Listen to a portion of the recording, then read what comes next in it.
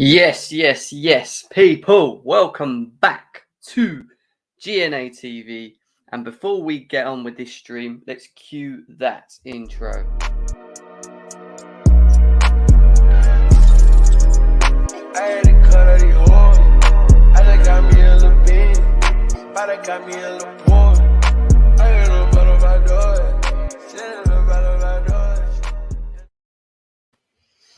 Yes, people. Welcome back to GNA TV, and I hope you guys are well wherever it is that you may be around the world.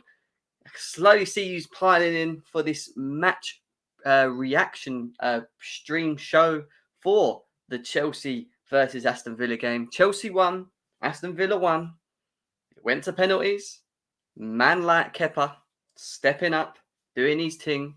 And Reece James, obviously, with what I would call a Frank Leboeuf rocket. Frank Leboeuf rocket to send us through to play up against Southampton. Southampton are the next team for Chelsea, and as usual, not like all the other blooming not like 1 second, guys. I'm just trying to do something. That's it. Not like all of the other Premier League teams. We've got another Premier League outfit to come up against. Southampton at home again. Aston Villa was not easy. We did say this on the preview show yesterday, that they will become challenging, that it will become testing. It won't be a walk in the park. And this team that we field, which we're going to talk a bit about in a bit, you know, a lot of them weren't starters. A lot of them weren't starters. You know, a lot of them players was not starters to this team. And, you know, they gave us a run for our money. Let's be serious. They gave us a run for our money. And we're going to delve into what I thought of the game at the beginning. I am going to open up the lines sooner rather than later. The way we're going to do this today is because I want to talk about certain individuals, certain players, rather than just continuously go through the players and giving them ratings. We can do that if you want. Let me know in the chat. I thought we'd rather just, because it was just an EFL Cup, rather just highlight certain players and their performances and discuss it, and then, you know, open up the lines to you guys. I'm going to say what I'm going to say so that I've got it out, and then you guys come on and take the show like I always allow you to, and just let us know what your thoughts and feelings are. But before we move forward, smash the like button. Let's try and get to 30 likes as always. That is the minimum for us to get to. Smash the likes. Subscribe if you're new. We're on our way to 2.8k, so we are not far from the 3k mark. 300 more subscribers. I think we can do that in the next month or so. If I keep working hard, keep being consistent, keep giving you guys the streams that you want, I think we can make it. You know, so much to look forward to from the GNA TV community, because like I keep saying to you, at the moment, this is not my surrounding. This is just temporary surrounding, but we'll be moving into my new house soon, which I have my own setup, my own studio, new microphone, better camera, everything. Everything's going to be on point. And by then, hopefully, you know, the channel will keep growing, and that's the aim. You know, that's the aim, for you guys to get involved. And we're one of the only channels out there that allow you guys to get involved and have your say, and don't have to just listen to us waffle along the whole blooming stream. So let's go through the chat. Jem, yeah, I mean, I'm consistently making. I will do that later on, Chi, if you remind me, my guy. Big Ron here. Big up to Big Ron as well. Sounding crisp. That's what I want to hear. Sounding crisp now, which is good.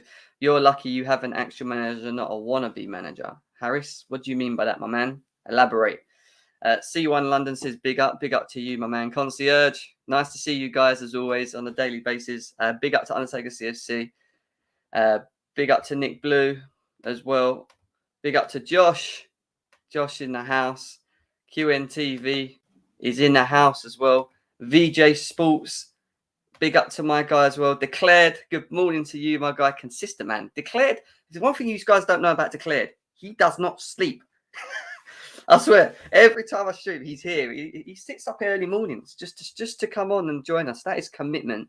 When it comes to commitment, that is a committed viewer. I'll give him that. Forget 30. Let's run this up to 100. Yeah, I mean, Josh, if we can get up to 100 likes, I'd massively appreciate it. I would massively appreciate it. We can aim for the 100 likes. Big up to Velve, Nick Blue again, Couch Critic, man like Jem, large shout out. Now the lineup yesterday. We did. And when you think about it, I did tell you guys, who told you N'Golo Kante would start? Who said it? And everyone was going, nah, but he's got to rest. Why would he play? Like, I told you, didn't I? I just told you. Tuchel-esque brain, guys. It's the Tuchel brain. It's the Tuchel. I'm joking. Classriff will probably be along later on, as of some others as well. My boy is here, though. Mr. Dan is in the house. What you saying, my guy? What is good, my brother? How we I'm good. doing? I'm How's your chilling. day? Day's good so far. Just Good it just stuff. started over here, but it's good so far. Early day. Early day, bro. Early day. 2 seconds. Let me just drink some more. Problem when you talk too much, Dan, you always need a drink, mate. Do you know what I mean? It's one of them I hear things. that. Uh, Dan, before we talk about, because the way I want to do it, like I'm just saying to the viewers as well, I'm going to open up the lines and let them get in as well, because I want it to be an open stream today. But Yeah. rather than go through each and every individual player and give them a rating, I thought we could just pick out some individuals to start with, the main individuals, and then if there's any others as we go along through the stream, people can bring them up and we go through them. And rather than rate it, just talk about them, because these players that we've had play yesterday, you've got to think are players that haven't actually featured for Tuchel, players that are probably trying to knock on the door, and really try and like say, hey, hang on, I'm here. Do you know what I mean? Look, you should be thinking about me too. And I don't think there was many players that done it yesterday, but we'll talk about it in a bit. Yeah. What I quickly want to do is just go through just the stats. I like doing a bit of stat talk. So obviously Timo Werner gets his goal, Dan, 54 minutes with a great header into the corner, something you were calling for him to do yesterday. So he stepped up yesterday. Mr. Archer scores as well. So it was 1-1. Obviously went straight to penalties, no extra time in the Carabao Cup. Chelsea did win it 4-3 on penalties.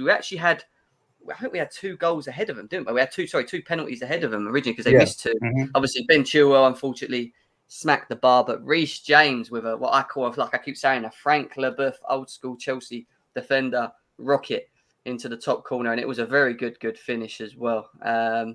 In terms of stats, guys, it's always worth just running our eyes over it. We did dominate. We expected to dominate as well. 68% possession on Aston Villa's 31. We had more shots than them, 18 shots, total shots as well. They had 10, so they did have their fair share. Both of us only had 7 on target.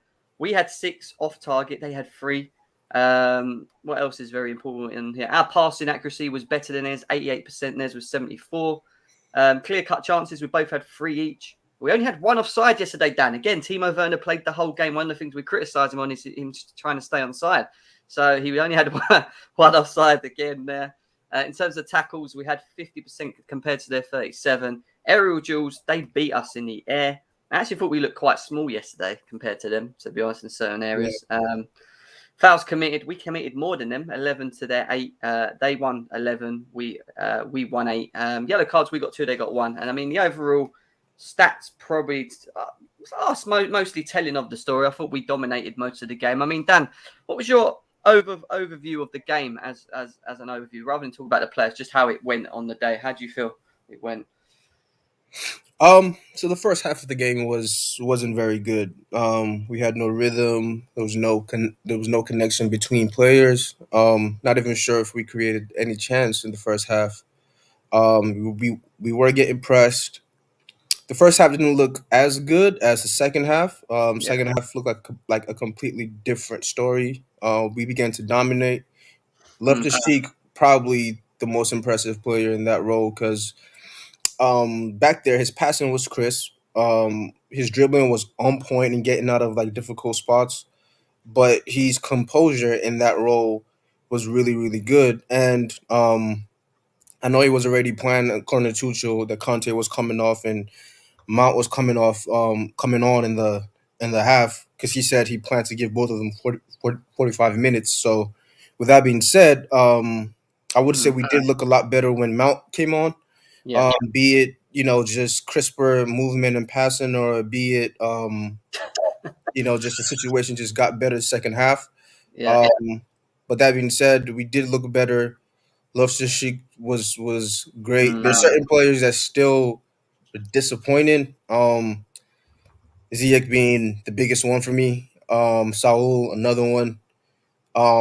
But the biggest thing for me in this game, didn't really care for it much, but was that we lost 4 penalties in a row. I mean, I don't Yeah, think people like we lost 4 penalty shootouts in a row, and now we won two.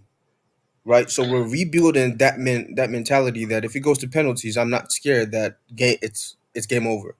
yeah, And at a certain point, I definitely was, and that's great to have, especially for competitions and Champions League, because when teams can't really score on you, we're still confident that we can go to like penalties and still win. So I think this was a good game overall for just building confidence in the team. I didn't yeah. want to go into City having lost, played Baker at center back and lost like 4-0 or something. And sorry, he was terrible, by the way. But yeah, Well, those are my thoughts. yeah, I mean, fair views as well. I mean, from my perspective, I think, especially on social media, I was sort of watching the game and sort of monitoring Twitter and getting people's views about certain individuals because there was a lot of talk around Sarr, Ruben Loftus-Cheek, Sal Niguez, Ziyech, who we're going to dig in today. I need to talk Ziyech today because it's getting to me now. It's really getting to me.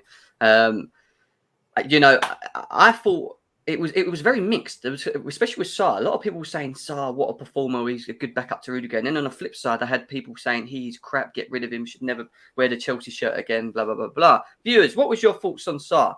Because I thought he was. I thought he was neat in certain parts of the game. Like movement with the ball. He's quite quick as well. But sometimes I just feel like he's got maybe that Zuma feel about him. Where he just gets caught out of position. There was a chance. There was a chance in the first half where Chalobah was left isolated. They caught us on the break, and he looked to your left, and there was no one there. The Aston Villa player was through, and I think Kepa came out and made a very good save. And he got caught out of position here and there. I thought his passing was not too bad. I mean, the game overall, before I go on to players, the game overall, I thought the first half we were again very slow. And the one thing I'd say about Chelsea from what I've seen, especially in the way we start games, we start very slow, lackluster, don't move the ball quick enough, sideways, this, that, and the other. And then they go in at half time and they come out this completely different team. And we keep continuously coming out playing better in second halves than we are in the first, which is, I don't know if I don't know what that is. I don't know why that is. It's whether it's taking us time to warm up into games or what the situation was. But it's not just the Villa game. I would say that the last 2-3 games we've been very sort of average in the first half. I think back to the Spurs game as well. Where we just didn't take off, and then obviously the second half we made a substitution and we were alive. All right, the substitution helped. I mean, Johnny's in the chat as well. He would argue that bringing in N'Golo Kante off and Mason Mount was the game changer. We're going to delve into that as well. But viewers, there's 40 of you here right now. 30 minutes in, smash the like button, guys. 40 likes. I will put the link in the chat for you guys as soon as we get to that as well. And then we're going to open up the lines, talk about players that you want to talk about. We will save the Ziyech chat to a bit later when there's more people here. I'm going to start that one, but we will start with the goalie, Dan Kepa. I mean, I feel very confident going into penalties and having him in the goal, which is it's very weird for me to say about Kepa because he was someone that I hated. I wanted him out the door, waste of space, not good enough. Do you know what I mean? And yesterday, he made some very key good one-on-one saves. He was getting down, keep catching the ball, keeping the ball. What were your thoughts on Kepa's performance yesterday? Are you more comfortable watching him sort of progress and maybe look a bit better, especially in these type of games? You know what? Yes, definitely. And I think what happened with Kepa, this is where he was always meant to be, right? Given time, given certain games, and given the space to build back his confidence. Because we're never going to let him go. We paid 70 million for him. Yeah, But the problem, previously with Kepa, like I'm pretty sure most people are okay with him being a second choice, a backup option. The yeah, problem was like especially when Mendy first came in, was us knowing how erratic he is, and almost forcing him into the starting lineup, that he's the guy, he has to start regardless of, and making excuses for him getting scored on from 40 yards or 50 yards. Like, we're seeing him make all these saves now. You know what I mean? Like, yeah, it was him. It was Kepa. It wasn't anybody else. He lost his confidence, and now he's building it back up. And the penalties are also helping with that because he's an expert in that. Right? When yeah, you put him in a situation where he can be the hero, and this is his second time doing that, right? this gives him a lot of confidence moving forward. Um, and being able to take over when Mendy's gone in the African Cup of Nations, right? So for that month or a month and a half, I feel confident in Kepa being there and being able to handle things because now he's doing the right things and he's built his confidence up. Yeah, Granted, he's still iffy if you have a team where they look up, they see Kepa and they just take long shots. I think she's still susceptible to a worldie. But even that, in this previous game, he's been in this previous game, he's been pretty good at that, right? He's yeah. been decent at that. So He's as long as he keeps doing that, and again, the pressure isn't on him. He knows Mandy's number one, and that also helps him. Knowing Mandy's number one, the pressure isn't on him. Knowing he can, when he comes in, whatever he does, it's not determined by he's the number one guy. Um, I think that helps him play a little bit better. So yeah. I think it was 9 out of 10 for me. Excellent. Wow. Okay, fair enough. I mean, I thought Kepa. I agree with you. But I agree with most of what you said actually about Kepa. I think he actually has improved. He's improved his game. He looks a lot more sharper. The thing with me and Kepa is this. Yes, he's performing very well, and he has done in the last two games. You can argue it's to do with what's in front of him, but at the same time, especially in this game, they had seven really good opportunities again, and he stepped up multiple times to make the save. The biggest question mark for me with Kepa is the consistency element of him, and if he does have that howler, if that howler does come and seep into his game again at some point, what is his reaction like? Because I feel like he's a very confidence player, if you know what I mean. He relies on confidence. At the moment, he's doing very well. He's playing very well, and he's keeping focused, and you can see it in his performances. But going into January, we have no Mendy. He will be going to the AFCON. In that period, we have Man City, we have Tottenham, we have Liverpool, all back to back. Arsenal at some point as well in that period. These are the games where he's going to have to step up. These are the games where we will we'll probably see more opportunities against him in regards to like a Man City and Liverpool. Will he step up there? So there's a lot still to see with him, but so far so good with him. I thought I'd give him a 9 out of 10. Great save on the penalty as well. We know he's good at penalties. We don't question mark him on that. And he done his job. He done his job when he was called upon, and yeah, I think he done pretty well. But guys, there's 50 of you here. Smash the likes. As soon as it gets to 40 likes, I'll put the link in the chat. Then you can get involved, and we'll talk about the players that we're going through at the moment. We'll go through some of these chats. We've got he's making himself big when comes out for one-for-ones. That's one thing I've noticed as well. He seems to shut down. As before, he was very hesitant to come out. He's now making himself big and coming out a lot quicker. So that is true. Kepa gets an 8. He's been immense all season, and he looks like he's regained his confidence. So far, so good is what I would say. He has looked good, but so far, so good is what I'd say. Kepa has regained his confidence astronomically. It's amazing what Tuchel has done with someone that was conceding goals every game, and now Chelsea. So is Kepa. Should be he fight for the position with Mendy? I don't think he can Don't go beat too far Mendy. with that. Yeah, Like this this is is what I'm saying. Yeah, this was the problem previously. It was when he has one good game, is should he come in for Mendy? No, he should never come in for Mendy. When Mendy's resting or Mendy's injured, that's when he comes in. He's firmly second choice, and that's okay.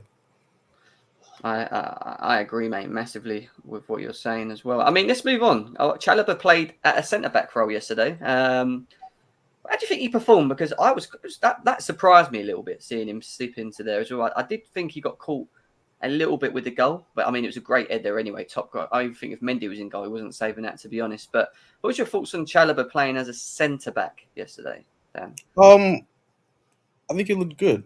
He was composed for most of the game. He was good on the ball. But you're right. He did make a massive mistake for that goal. Archer is 5'6". Yeah, And Chalobah is about 6'2". You know what I mean? So as a defender, and these are the important moments in games that matters for a defender. You can pass the ball as well as you want. You know what I mean? You can look good on the ball, silky, but you have to be your positioning and your awareness always has to be on point, so you don't have a 5'6" striker slip past you. And mind you, I'm a big fan. I didn't want Kunde to come in yet, so he can get game time in games like this, to have mistakes like this, so he can get better. But a defender, a 6'2" defender should never let a 5'6" player get in behind him like Uh, that and slip in and score a header. Excellent finish. Don't yeah, get me wrong. That's why I'm not blaming Kepa for that. But that should have never happened. You should be getting to that ball easily and getting out of there. So for me, he was good in some parts, but when you can see the goal like that, that brings your rating down. He has a lot to still learn, but it's one mistake, right? I mean, we watched Rudiger and Zuma make mistake after mistake when they first started at Chelsea, and we know this is just what like happens at times. yeah. But he's still learning. He's growing. He didn't have a horrible game. That was just a bad moment. So for me, it's a 6 out of 10. Yeah, I mean, there's a lot of people saying 4 out of 10s in the chat as No, well. no, no, no. That's you guys I going too. thought I thought he was quite neat. He's got a 7 here. Chalobah was very good first half. Second half a bit poor, but he. And look, this is the thing I'd say about Chalobah, and I said this. I said this when he came into the team, and he put in some great performances. And everyone was like, "Oh, he's got to start. He's got to start." This I knew this would happen. I said he will have games where he'll play well, and it's just about his concentration and the understanding. He's still very young. We need to understand that these players are going to make mistakes. Yeah, he got played in a position maybe that he's not used to. He hasn't played as a centre back of the three yet. He's played at the right centre back. Now, No, and he he did did. though. He did during I think he did during preseason against Spurs. He was the central center back of the three. Yeah, Um, but what you're saying is 100% right, and this is again, this happens to all young center backs. Like when you're naming all these young guys, Christensen was doing this for fun when he was younger. When he first came back, and he was 22 when he yeah, came back from loan. He was doing this for fun. He have a completely excellent game. I remember this Lampard's season, Barcelona. mm, We completely bossed them. Willian scores right 1-0 at the bridge, and it takes a last minute mess up from Christensen passing the ball to Messi, who mm, then finds Dembele and he scores. The yeah, whole entire game he was excellent, right? yeah, and One yeah, mistake messes it up, mm, and I think you mm. have to expect that from all these young guys. Um, so I mean, I'm not gonna hold it over him, but he needs to look at that. He needs to learn from that, and that's what these games are for. Exactly. And I thought, and I agree, I thought he had a very neat game. Other than that goal, and let's get it right, that was a great header. Still, whatever you want to say, that was the top header, top corner, top in. So yeah, he did get caught ball watching. Yes, he should have maybe watched his, watched the run or followed the run in many ways. But I keep saying it. I ain't angry with him. He's gonna do this. This is gonna happen. This is why I said to people, you can't think, oh, Chalobah, he has to start every game for Chelsea going forward. Mhm. It's baby steps, guys. Like these guys are still young. These guys are performing to a level that is, for me, very good anyway. In this and being able to get in the first team. So this now allow them time to adapt. This allow them time to get used to playing with these experienced players. And get the game understanding, the knowledge, everything. This is a different 100%. level of football. You know what I mean? This is different. This is the top level of football, and he will make these. He will have these moments that we need to bear in mind. But I thought he was a 7. If you want my opinion, I thought he was a 7 as well. I thought he had an overall decent game. Like I said, people in the chat, there's over 60 of you here. We're not. It's not the same sort of rating show as I usually do because usually we just go through 1 to 11, give a rating. What we're doing today is we're picking out and talking about the individuals that are trying to knock on the door, trying to get in this Chelsea team, and we're analysing them. Have they done enough? Should they be involved? I mean, there is one player actually that I will be talking that is quite involved that he needs to be spoken about. But Reece James, I ain't going to stay on him for too much because I just thought he had an okay game. He set up the goal as Having well. an excellent season. Um, Per se. yeah, yeah. So again, I expect Reece James to continuously be knocking on the door, getting in the teams and that. But Malang Sarr, I know we spoke a little bit about him earlier. Mixed thoughts on social media. Some people thought he's good backup for Rudiger. Some are saying they never want to see him in the first team again. What was your Mhm. thoughts on his overall game? Erratic. Those are Go my on, thoughts, right? So elaborate. on the ball, he was decent, and I think that's what this is. I think football fans a little bit have gotten confused about this on the ball thing. On the ball, he was decent. I'm not going to take that away from his game. But you're a defender. He got spun several times. He's rushing into tackles that he shouldn't rush into. His decision making in terms of when to press, when not to press, when to go for a header, when to go for a tackle, when to drop back in, when to protect your other center back because you're older. You're the more. Yeah, I think he's the more experienced. I think he's 23. and Talibor is 22, or maybe I'm wrong and maybe he's younger. If I'm wrong, I'll take that back. But that being said, his positioning was subpar. Yeah. Athletically, he's very good, right? Mm. Athletically, he's very good. He's very strong. His passing looks very decent, but it sort of reminds me of an Emerson, where they have decent attributes, but when you put it together in this Chelsea team at the highest level, it just doesn't fit. Um, and it's one game, so it's hard. I feel like I'm being a little bit harsh, but that erratic movement from that center back, it was consistent. It wasn't a one-time moment or two times moment. It was like every tackle he was going into, I wasn't sure. I wasn't sure if he was making the right decision. If he was, because where Rudiger does it, first of all, he gets the ball most of the time, um, but it's not crazy tackles that you think he can get a yellow from. Mm. So I'm not confident in Sar. That it's might be unfair, and I'm laying that out, but I'm not very confident in him. I think he's not polished enough yet to be at this level. But we'll Yeah. see if he gets more game time. So for me, he Yeah. was about a 5. I mean, this is why because there's mixed. I mean, looking at the chat as well. Obviously, Matt's saying in the chat that he was on fire. Josh is disagreeing. I put the link in the chat for them to come in and have to say the link is in the chat, guys. Over 75 people here right now. Keep smashing the like button. 50 likes is the aim. Let's try and get there as quickly as possible. But if you do want to get involved on this topic about Malang Sarr, the link is there for you to get involved. Yeah, I thought he was. I thought he was. It's a bit of a mixed feeling for me. I thought he was neat in certain parts of the game. He's passing, he's moving, the control, being in sort of control with the ball and stuff. But then he would just be really erratic, and he'll make the wrong decision, bad tackles.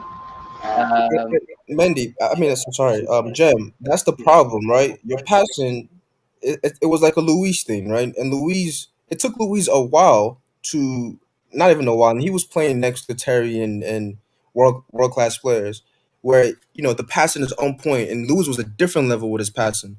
This is to a much, much, much lower level, where the Yeah, passing is on point and everything else.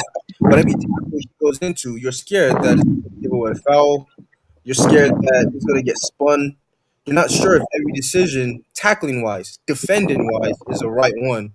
Passing wise, again, I'll give him that credit. That's why I give him a 5. Passing wise, he was on point. But yeah, that's as a center back, that's not what the game is all about. It's also about your defensive positioning, which he was terrible at in that what's that game, and his noise? tackling, which What's that sound? somebody's. There we go. I Thank think you. it's Wira. Wira might need to come in and out, mate. Yeah, that's Yeah, the no, biggest thing. Your defending needs to be like, for me, maybe other people are different. I'd rather your defending is a 9 and your passing a 5 or 6 than your passing is a 7 or an 8 and your defending is a 3. Because you're a defender. That's the number one thing you're supposed to do. Track runners, make tackles. If you can't do that, I don't care how good your passing looks. yeah, yeah. Look, I agree. I hear what you're saying as well. Like that's why I said I think he had a mixed game. I don't know whether he's good enough as a replacement for Rudiger, but would I mind him playing another game in a cup like this? Yeah, I think I'd give him the opportunity again to at least show what he's got to say. I mean, guys, Malang Sarr, are we all on the same? He's all on the same sort of understanding as what Dan is saying. Do you think he was poor? Do you think he was, you know? Like, what was your thoughts on him, Josh? What was your thoughts on him? Yeah, I mean, I didn't think he was good. I thought his second half was more quiet than the first, for sure. Yeah. They didn't ask him to do. He didn't. Dan's right. Like, he didn't misplace a lot of passes, but he also wasn't asked to pass the ball that much. A couple heavy touches. I don't think his challenges were reckless, but they were a little bit kind of crazy, like a little iffy, like why unnecessary, you could say. Some of them are maybe a little unnecessary. I just think he looked a little shaky. He's 22. I mean, for the money he's on, I don't know, man. I don't really see a long-term future for him with the club, to be honest with you. But I'll give him a little bit of benefit of the doubt. It was his first real go at it with the club, with the team. He didn't cause any goals, so he gets a little bit of benefit of doubt. But I thought it was a 5. It wasn't anything to write home about. That's for sure. Anyone else want to jump in it? Because if I go through each of if I keep going through each and every person, it's gonna. You all right there, mate? Yeah, go on. Mate, he was absolutely awful, mate. Okay. He's good enough for me. Yeah. I watched in pre-season, especially against Arsenal, when we won 2-1. He's awful, mate. It really is. Okay, fair enough. You just don't think he's good enough, Kasim? I don't think he's good enough. That's why I think people don't understand, mate. You think anyone can play for Chelsea, just can play for Chelsea. Chelsea's a big club. When you play for big Chelsea, you got to have that high standard, man. Well, again, I'm going to go refer to Ziyech. That Sarr was awful. But I didn't make that decision because last night, I actually watched him in the pre-season. I think he's not good enough. Yeah. And I challenge anyone there now in the panel if Ziyech should stay to play for Chelsea next year. We'll talk about Ziyech later. We'll talk about Ziyech later. I'm just saying about. I'm saying about these players, man. People keep giving excuses. I don't think he's good enough. You just say how he is. Yeah. He's a Chelsea Football Club, man. Thanks. Hey, Kazim, you walk into your boxing bag. You ready to let some stress out? Some Ziyech with the boxing bag with the Ziyech face on it. Yeah, we're going to talk Ziyech. Let's save the Ziyech talk because I want to start that actually as well because he's. Let's talk with some blonde bums first, man. I mean we're on Sarr at the moment. Anyone else want to say anything about Sarr before we move on? Sarr. I thought he did all right. Oh, he was dreadful. Okay, as I think you might do a lot better in a free.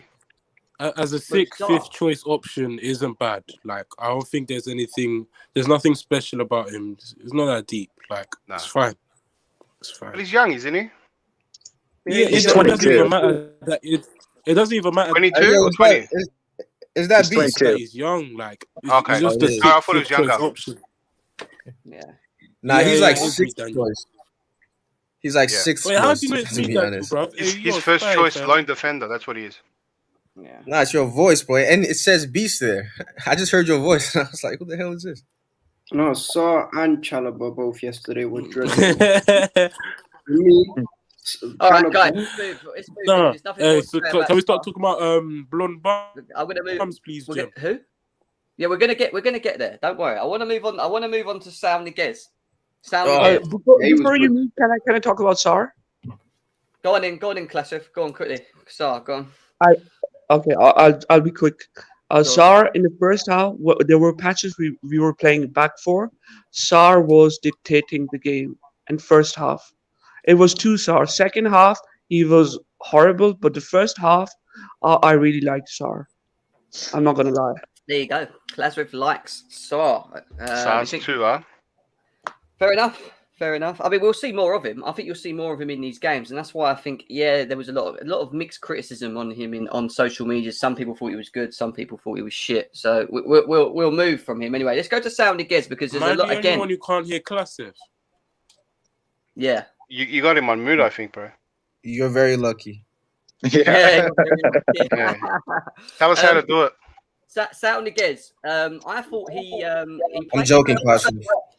He played further up the pitch than what we expected. I thought Ruben was going to play where he was, and he would have been deeper at the two, but it was completely the opposite. Sal Niguez was playing more forward, and Ruben was set. We will get to Ruben a bit later, but I thought Sal Niguez had a better game than he did against Aston Villa. But he still wasn't, for me, good enough, if that makes sense. So, I mean, who wants to talk about Sal?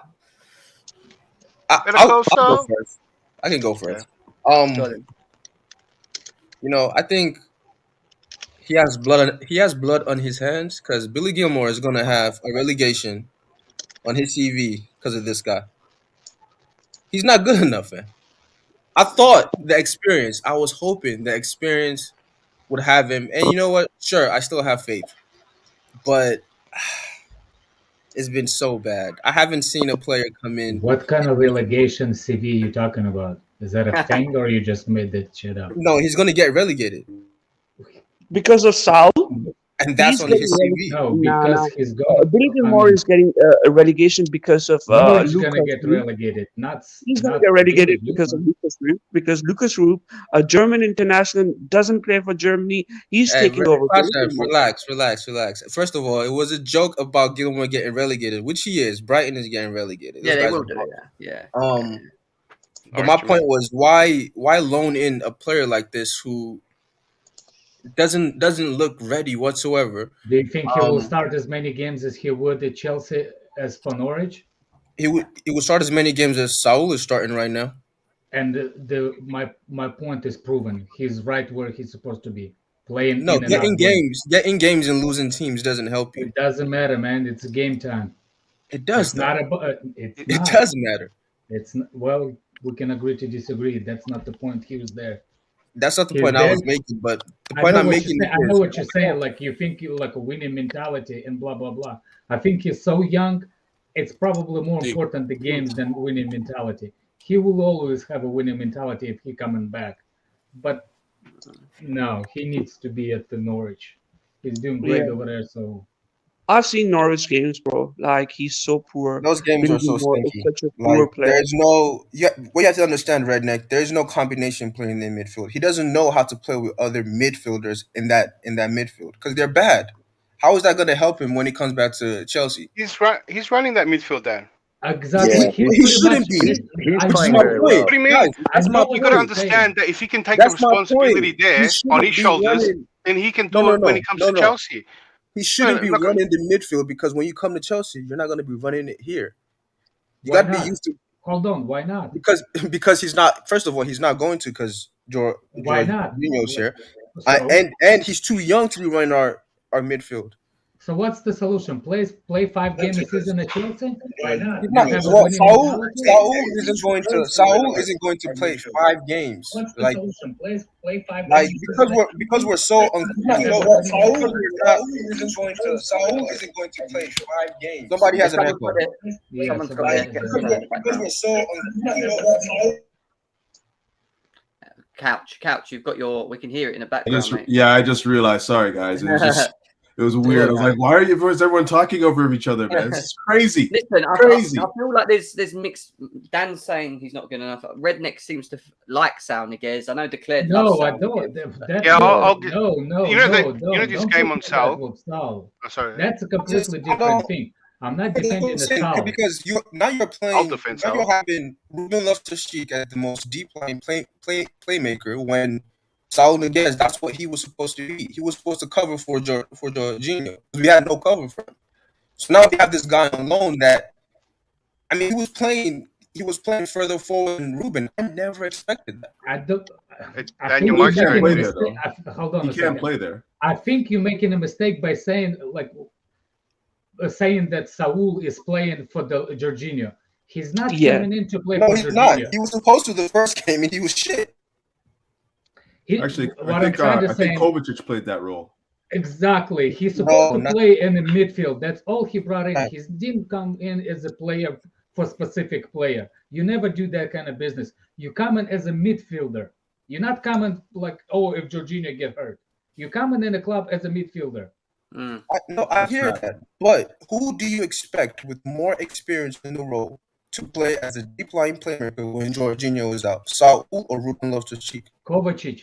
So Saul or Ruben Loftus-Cheek? And Kovacic and Kante. Saul or Ruben Loftus-Cheek? Those are who played. I'm not talking Saul about- is more versatile, Dan, and that's why in that game, for some reason, Tuchel chose him to be more forward. He was a Exactly. striker at times.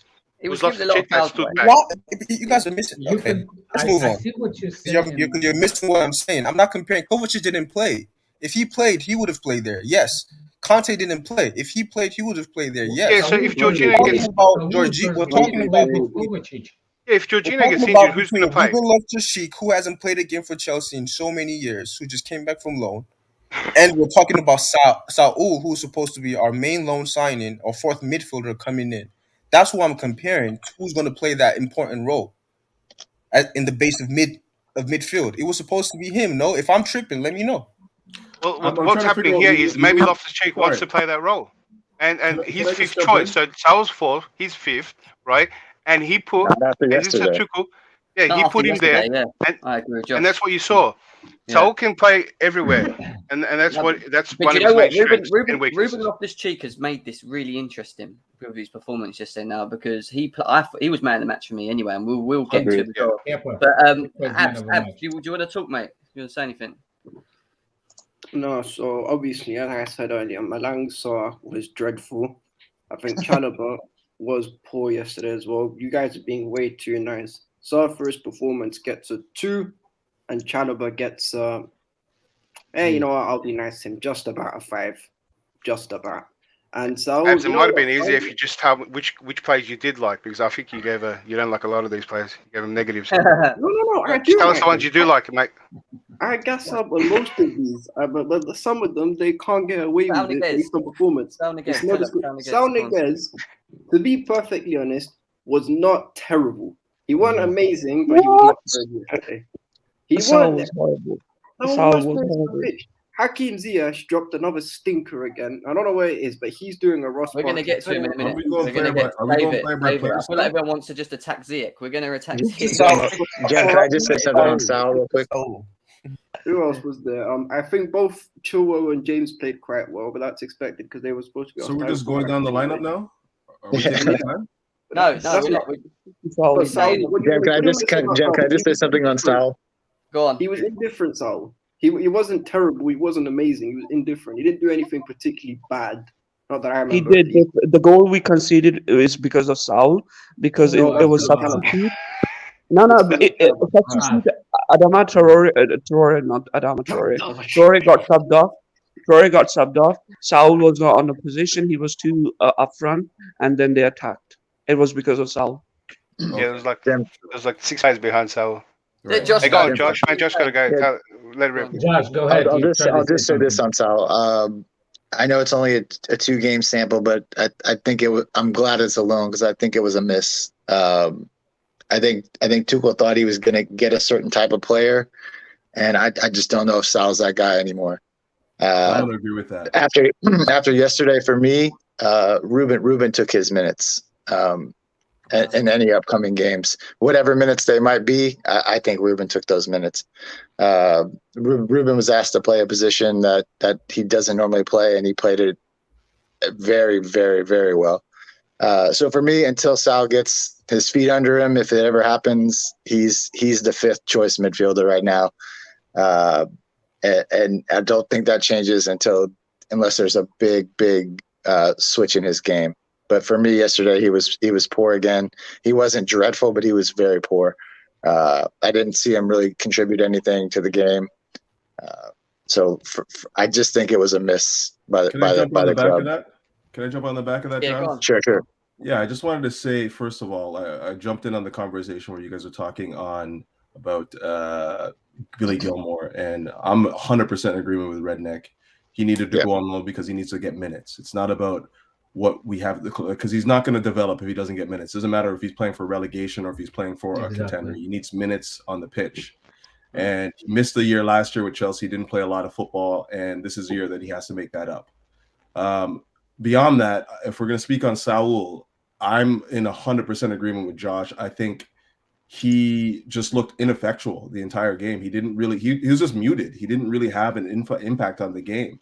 And in that, if I was going to go any further, I would say that he just doesn't have the intensity for the Premier League. Like, his intensity level is just way too low for the midfield in Chelsea, the midfield in the Premier League. Like, you have to have yourself dialed in and ready to go every game when you're playing in the midfield. You look at Kovacic, you look at Jorginho, you look at Conte, you look at Ruben Loftus-Cheek yesterday. They were turned on because they had to be. And it just seems like when I see Saul Niguez in the midfield, or even in the advanced, it looked like he was playing an advanced 8, to be honest. I don't know if he was playing a 10, but it looked like the advanced 8. And he just didn't really have any sort of impact going forward. He didn't combine with anybody, didn't really link up play. And, granted, he did have 4 tackles, but that's not how I measure midfielders. I want midfielders to be the hub of the team, the guys that can move the ball quickly and get guys in good positions to score goals or score themselves. And I don't know. I'm in agreement with Josh again. I think can I make a point on that too? Yeah, go on. Then we're gonna move on. Go on, let's go. Yeah, can I make a point? I'm still not 100% sure what Salah is gonna be role at Chelsea. I don't know. Good thing it's alone. I agree with that. Another thing, Robin Loftus-Cheek was yesterday performance for me. I think I'm gonna just throw it out there, see how you feel, how you're thinking about it. See if I'm gonna make what's the name, guys? Ref, whatever his name. I'm gonna throw shit and see if it sticks. But what do you think? What do you think of RLC playing with Havertz and Lukaku up 3? Robin Loftus-Cheek is on the right. I'm actually going to. That was the next big against the Mount, in that specific position. Yeah, who wants to answer that? And then let's talk Ruben Loftus-Cheek as well, because I thought he was man of the match yesterday. I thought his performance. Kepa. I know you have a personal hate for him, but Kepa was the man of the match. If Kepa was Ruben a little taller, he could have got that to that header, like everyone said. If Kepa wasn't saved those first half, hold on, people. Relax. 1 second. Right. Go on. No. I go back to Kepa. Don't do this, redneck. We're not. We're moving forward. I know what you're doing right now. Ruben Loftus-Cheek. Let's stay on topic, right? Ruben Loftus-Cheek for me was man of the match. The reason I say that is because he had glimpses of Sarri moment. It was like watching him at Sarri. That's what I saw from him. Driving with the ball, getting around players, winning tackles, getting free kicks. His passing and his distribution was. I was like, what's going on? Is he back? I couldn't believe it. And look, I'm not going to go over the top with Ruben Loftus-Cheek because we have to see consistency from him still. But he played very well, and now he's given Tuchel a serious problem. I think because for me, Robin Loftus-Cheek was always, that's the one player that I always liked. He was for me, it was like a mount for Johnny before he got injured. I have this guy is so perfectly built for this Premier League, and I was so bad when he got hurt. I was upset and it's time to move on. But yesterday performance, I was like, is he back? Am I started jumping on the bed or no? Is he back? Yeah, that's for me how Robin is. He's got a good feet for a big man, isn't it? He's got a good feet for a big man. I felt Loftus-Cheek was exactly. He's got a very good feet. I mean, I won't say we've got to give him a bit of time. He's got to be consistent because we know he's got that ability. He's got 2 issues. He's injury prone and say that again. Sorry. Now I was saying, where is Jose to make him a Mikel 2.0? Yeah, that's true. That's what he needs. That's what he needs. I mean, he needs a game time and he needs to be consistent because we know he's got that ability. He's got good feet, isn't it? And he's a big lad. He's 6'4". I don't think his consistency is the problem. He plays consistently good. What's the problem is when he gets that consistency, he gets injured in that time. Yep. And then he drops form. He doesn't play bad and then he gets benched. He usually plays good, get hurt, then he get benched and he cannot get back in the team. Exactly. That's Ruben's problem. I do agree with you in a way, mate, but he is sometimes inconsistent because he didn't even, used to even start for Fulham. He was in loan to Fulham. He got hurt before that. No, it was hurt. It was fact. He wasn't even starting for Fulham. The guy's ability is great, but he needs to be consistent and need to be injury free. That's what I'm saying.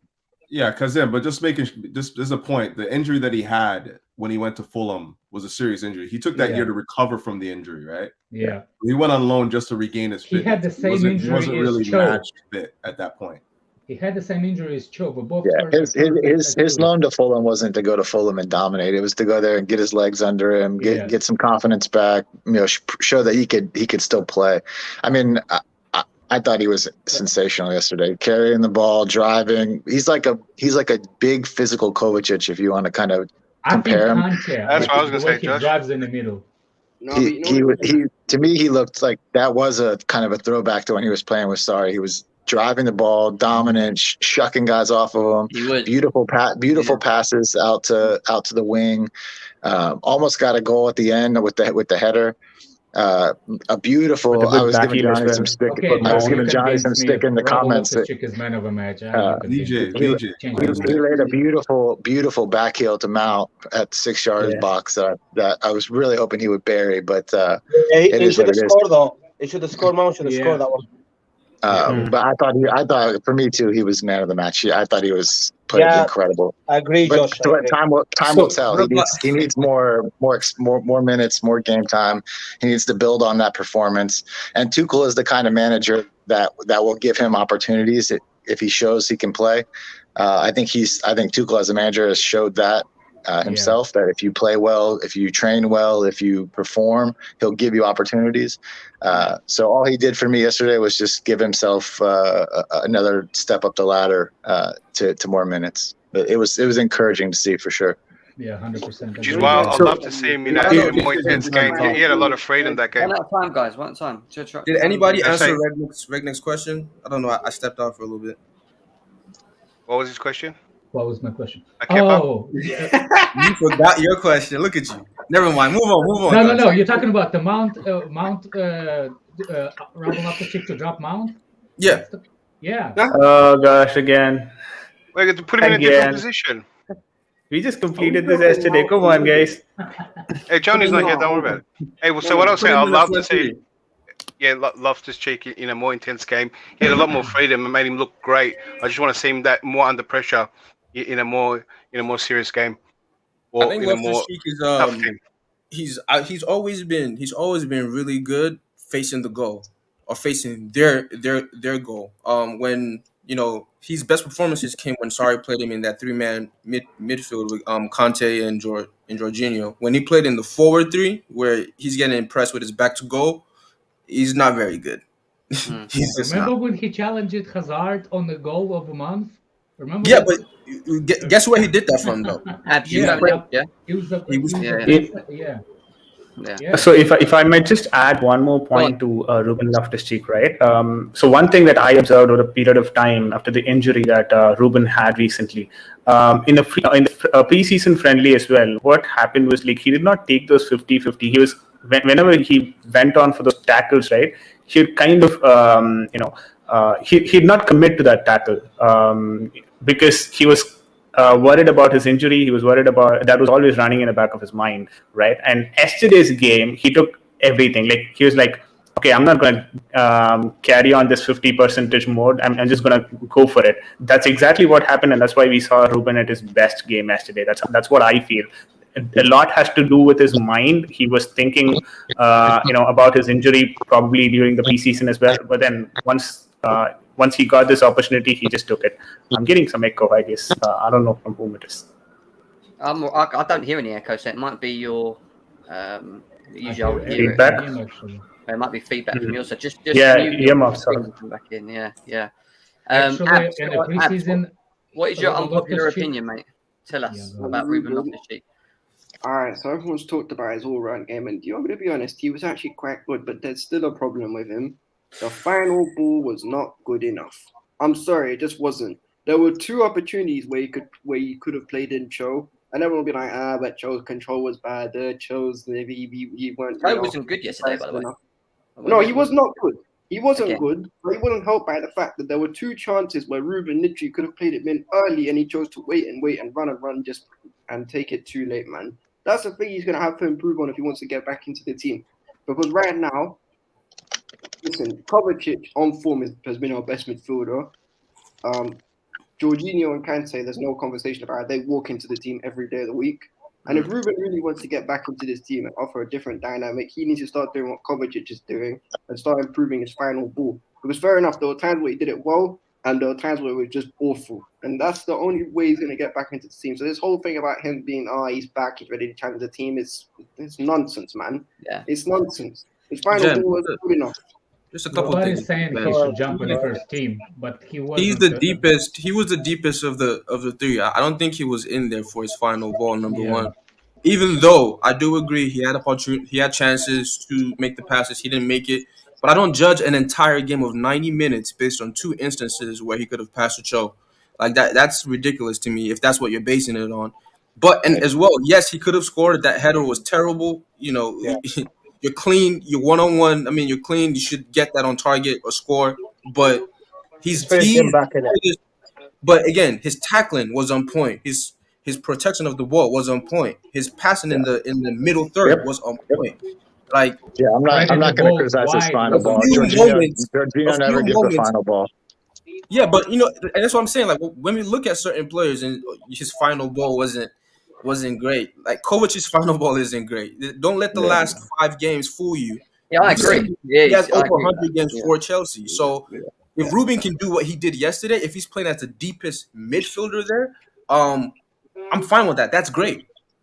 If Kante get injured, Ruben Loftus-Cheek should be the first one on the line to come in the team. Nah, it's a bit too early for that, isn't it, my mate?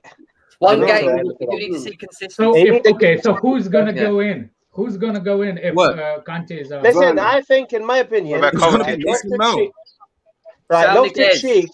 Loftus-Cheek with his ability, I think he played in advance.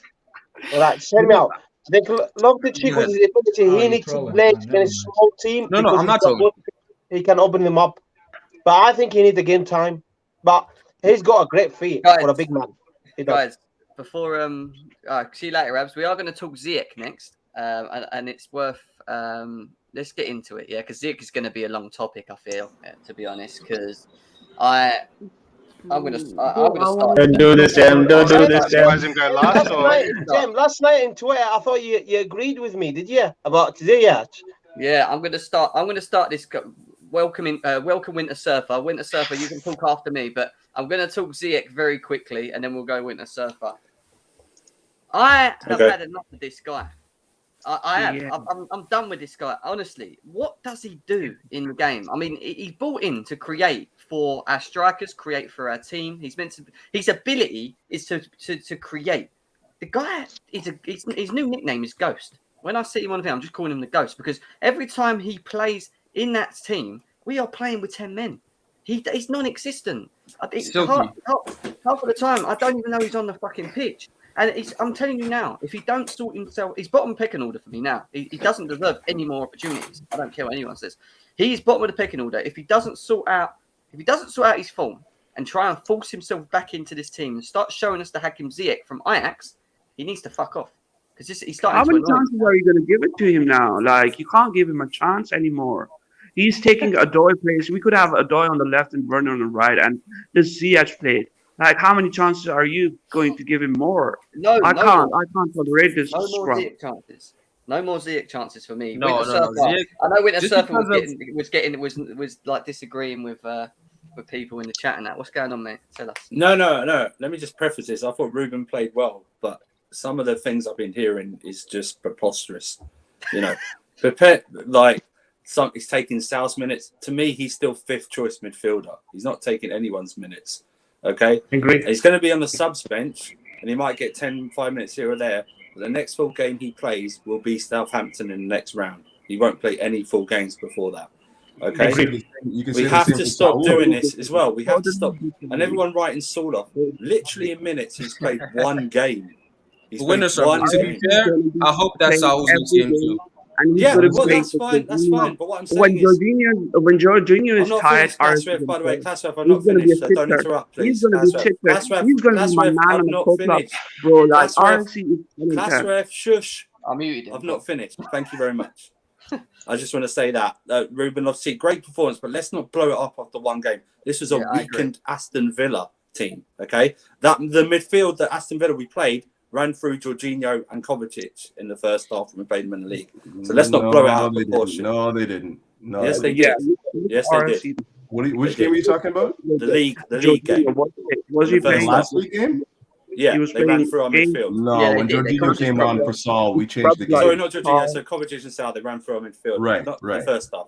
But I'm just saying it's one game. Let's not become these fan bases that blow up or destroy people after one game. No, It's too late. I know it is, but I'm just. That's what we are, man. Accept it, man. Ziyech, I'm done. I've got a sample size. Sorry, Winter. Before you go, yeah. How many games do you need to see of Saul before you make a decision on him? Well, I need to see at least 10 games. Okay, so 10 games. And when does the 10 game mark hit for him? Because I'm thinking it's probably like February. After 10 games. Yeah, why are we writing people off after what? If that was the case, we would have sold like loads of players that have come through. Look at Jorginho, would have sold him last year. Right. Do you know what I mean? Sure. Do you know what I mean? Let's not get and Rudiger Okay, would have sold I Rudiger feel last year. I feel you. I feel you. Give him some more time. Yeah, exactly. Right I'm just, now, I listen. He's not getting in ahead of Kante, Jorginho, or Kovacic. Don't get me wrong. Nah. I think Ruben stands more of a chance of getting in if we switch to a 3-5-2 because there's free midfield places then. He stands more of a chance. But on Ziyech, I'm done. I've got the sample size of Ziyech. I was very excited last year. I think he should have taken that shoulder surgery because he just looks ridiculous at this moment, man. The way he looks, but his body language is I know he's always had that, but he just doesn't look interested at all, man. Nah, his passing's off. He's always trying to do that. He's so left-footed. I just don't see what he brings, man. He's not. He doesn't. I know. He just doesn't offer anything. I'm just done. I'm just done with him, man. I would try and sell him in January. I really would. I think he's done. I'm done. I've got a sample size of him, man. I'm done. Josh, what are you saying about Ziyech? Yeah, I mean, I completely agree with both of you. I don't need to see anymore. I've seen enough. I've seen the sparks of a decent player, and I've seen just a horrendous player. And I think I've seen enough of a sample size, like Andrew was saying. Just he doesn't have it. If we can sell him, if there's a way to sell him in January and bring in another quality winger or something, I would do that in a second. He had two. Can I come in, Jim? No, your last question because we know what you're going to say. Let Josh finish. Yeah. Okay, come on, Josh. Yeah. Sorry. I'm just that's it for me. I don't need to see him play anymore. His minutes can go to somebody else to try to develop. His minutes can go to Ruben. That's where his minutes can go. Whoever, somebody. No, not even Jim, because for me last night was okay. This is the time he's going to play his best position. Yeah. I'm getting feedback, son. Yeah, okay. Oh, he's going to play his best position. Let's see how he plays against a weaker team. Password. Stop making noise. Class. Yeah, so he was going to play out wide against an easier team. We were flooding it. It couldn't get more better for him to show something. He was taking those shots like the ball just turned heavy or something. He can't get those shots off properly as well. And it looked like he didn't even want to do the crosses no more. Every time he cut in, right, and he used to do those mad crosses for someone. No, he's going for a shot. Yeah, but who's he crossing it to? Bro, we're gonna score a header. Like it's just crossing to someone, and someone's gonna get That's onto true. it. So just if it's in there, it's deadly. You know what I mean? But he didn't want to do that. He didn't want to do the crosses too. I would He's just not good enough. Somebody's mic is. Yeah, it's classic. I can see it. Patrick, come out and come back in, mate, because your mic's mucky. Yeah. It's classic. He's an aesthetics player. He's an aesthetics player. He looks good when that left swivel or whatever works out. How many through balls are almost there and never? Yeah. It's like it only takes so many times for you to be almost there for me to know that you're not good enough, right? For the one time that you do hit that, when you try 21 left full crosses and one gets to the head and we're like, oh my God, he's perfect at this. No, he's not. Yeah. He needs a slower league. You know what I think? I think the petty in me wants him, if not for my love for Chelsea, I want him to start the next 10 games for how much people kept pushing for this guy to be in the team. Don't deserve it, man. Games, talking about a preseason game like it's a regular game at the intensity of a Premier League game. Yeah, but it's painful to watch. Like, stop it, man. Hey, Marcus had good preseason games. Or he will have a bad but no one's factoring in the formation don't suit this brother, fam. We all know this, bro. He's struggling in his formation. So you can't. So what do we do then? Change the last night was his preferred formation. Jem, you got to look at it like. Nah, bro, you don't I know change he's the been formation. playing. One second, guys. One second. Jem, I know he's been playing dead, yeah, but you got to factor in. We all know what he's on in it. Do you know what I'm trying to say? So it's the formation that don't suit this brother. So he's trying to adjust his game to fit this formation, because this formation it requires bare running, and when you get the ball you have to do something. And Ziyech ain't a runner, bro. He's a guy that wants the ball to feet, plays in like the nice killer ball. Because remember that ball he played yesterday for Werner, like when Werner missed. That's what Ziyech is about, bro. Ziyech ain't supposed to be chasing, man.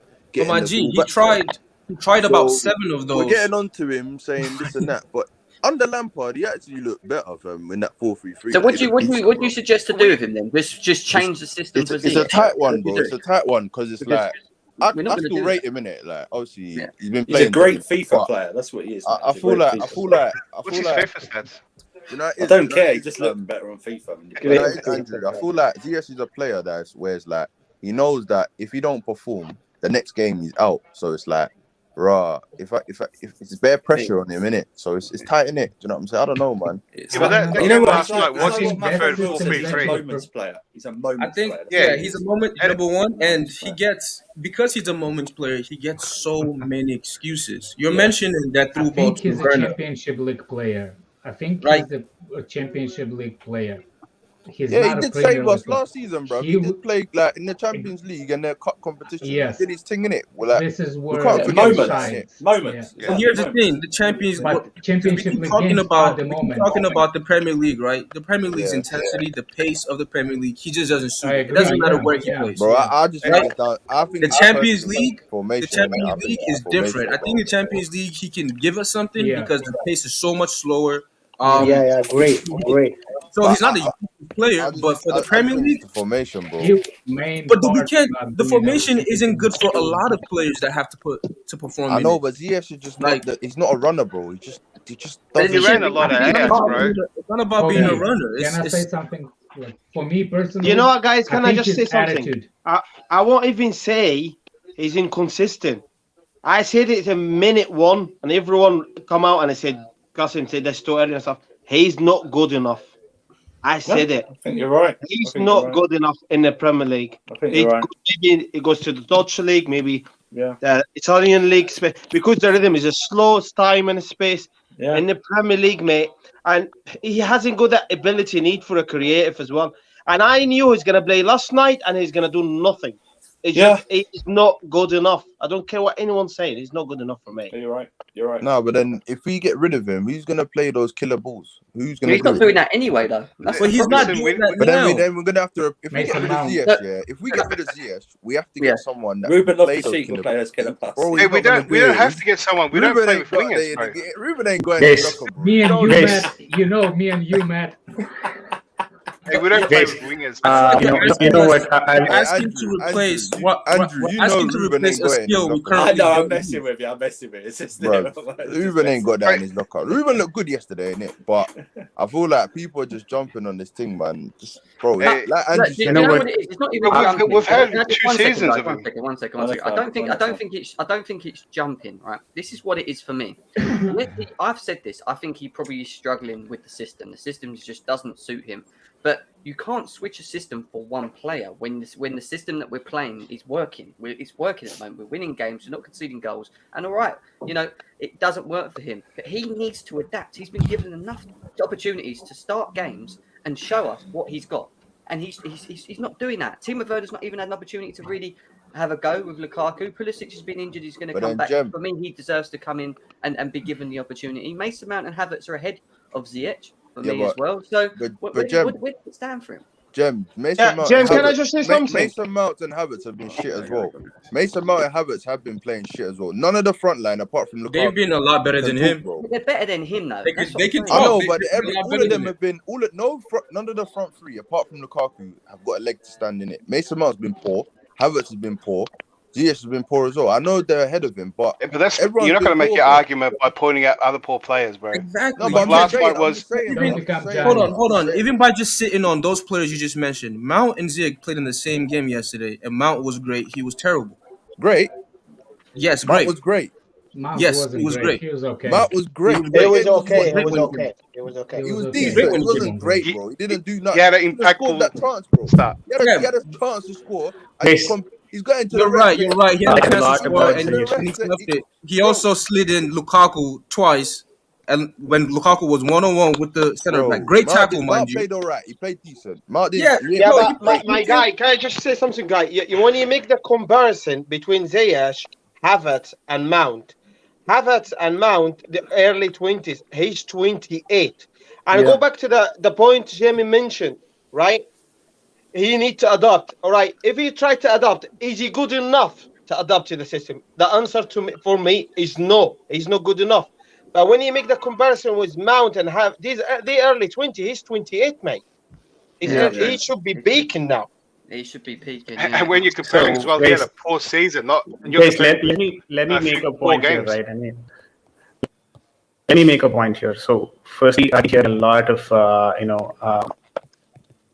you're a talks Ziyech about lover, Ziyech. I forgot. Yeah, you're a Yeah, Ziyech. I am. So, you all know that I've been a good advocate for Ziyech for his stuff like that. But after seeing yesterday's game,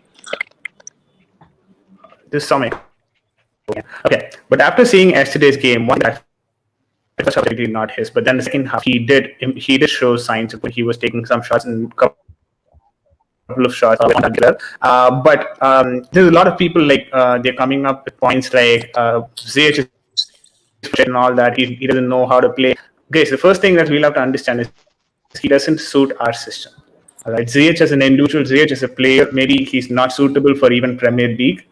But let's not just write off the player. He's not fit for anything, right? He's still a very good player, and maybe he doesn't suit the Chelsea system. And a lot of wingers, to be honest, doesn't suit this system. Doesn't suit Chelsea's system. Yeah. Right. We've seen this. Yeah, go ahead, Jem. You were saying? No. Go on, mate. I was just go on. Finish. Go on. Yeah. So that is what I was saying, right? A lot of wingers, traditional wingers, do not suit our particular system. The wing backs are given more priority than the wingers in a particular system, and we get the results out of the system. So let's stick to that system. I don't have a problem with sticking to that system, but writing off the player completely, Ziyech is not fit for Chelsea. Is that me or his microphone is way down? Again. Your microphone. Yeah, Carson is no, your mic is a bit off. We can't hear you. You're saying wrong with your device. Anyway, just quickly, JJ Bridge with the donation says Ziyech is 28. My guy, how much time do you want to give him? That's it. Thank you for the donation on that one, mate. Will, what were you saying, Will? Oh, I'm good, Jem. Cheers for having me on. Yeah, Ziyech was shocking yesterday. Again, one big chance created in 3 games. It's not good enough. A 28-year-old elite creator. We can't scapegoat Ziyech, man. I'm not scapegoating Ziyech. The topic is Ziyech. That it's a player rating show, isn't it? Right, so you look at Ziyech. Yeah. He's meant to be this experienced European level creator. When did he pop off though? People say he's 28, but when did he actually when did Ziyech actually pop off? But that's not my problem. Stars in Championship League. Yeah, but he didn't pop off when he was 20, bro. When people go, he's 28, he's 20, whatever. Bro, he popped off when he was probably, 25 or something? So how long has he been playing elite? He's in his prime, though. He's in his prime. There's nothing. I hear he can't get any better. How long has he been playing elite football, bro? He only popped up for Ajax. What was it? I don't think Ajax is elite. Hold on, brother. The age was brought 1 year, fam. He's compared been him to playing Mount elite and football. Hazard. He's been playing elite football for 1 year. Wait, I can't hear. What? Shit, I disconnected. Yeah, sorry, I disconnected for a second. I don't think he's a bad player because no, he's not a bad player. He's obviously he has showed moments for us, but I just don't think he's right for us. I think he was a opportunistic buy, a player that made himself known on the European stage in the Champions League for Ajax, and it was a really cheap deal. So it's just not worked out. We probably will move him on in the summer. That's all I can say. But who are we going to bring in? Because we still need someone. Right, that's up to the club to decide. That's up to the club. Look, my bro, if Ziyech doesn't play a game till the end of the season, he will not be missed. Just so you know. So don't worry about who's going to come in. Bro? Who are we going to bring in, bro? Bro, if we bring in no one, he won't be missed. Someone that's going to create. We need to create exactly. player. Man said we don't bring anyone. Who's going to create? What? Mason Mount? Pulisic? Yeah, those who are creating now. He's not creating. Who? Ziyech is not creating anything for us. We're not missing anything. Our right centre back. But I'd get someone that can create. We need someone to create, bro. We don't have no one that creates, bro. No one creates for us. Like no one. None of them. We're missing a creator. That's why I was mentioning that guy from Atletico Madrid, Felix. He can score and he can create. Oh God, no! I think hey, my G, Ziyech is not good enough, my G. I like Felix, but I don't want him at Chelsea. No. No. If you want to listen. I only want to hear experienced world-class players if we're replacing any of our 10s. Otherwise, it's pointless. Why get another young player? What about Bernardo Yeah, but bro, I'll take Bernardo Silva. How many 10s do we have though? Bernardo Silva. Because that's the system we play, bro.